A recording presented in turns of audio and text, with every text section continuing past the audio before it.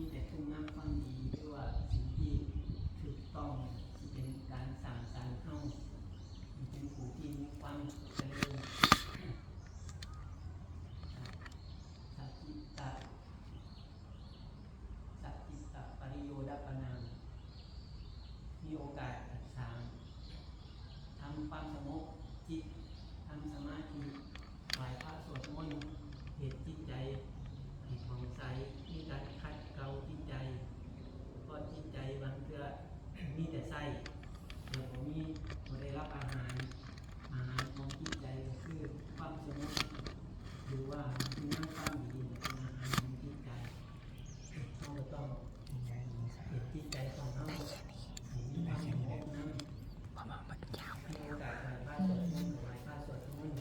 ก่อนรับก่อนนอนครูบาอาจารย์ประเทศไว้มีโอกาสจะนั่งสมาธิภาวนาระลึกถึงพุทโธธัมโมสังโฆมีการแผ่เมตตาออกไป เป็นการสร้างสรรค์ เกียรติให้เฮาเป็นจิตเฮาที่มีคุณภาพ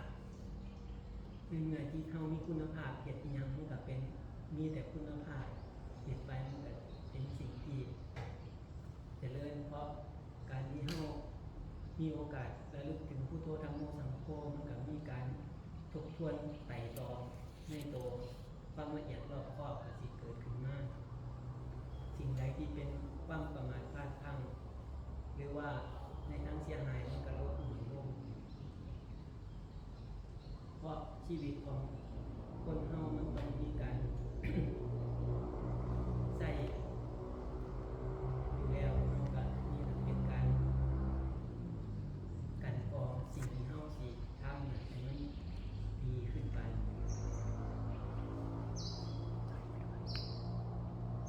อันใดที่มันเป็นเครื่อง มึนเมาอาการลด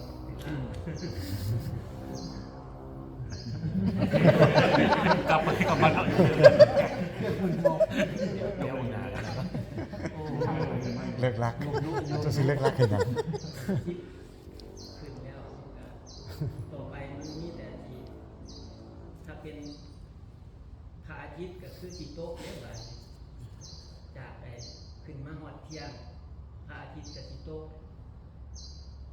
เพิ่งมาตั้งแต่เช้าไปหาเที่ยงคือจังมันซ่ามันนั่นแต่พอเลยเที่ยงบัดนี้เร็วเลยบัดนี้คนเฮาเวลาเฒ่าเร็วกัน 50-60เฒ่าเร็ว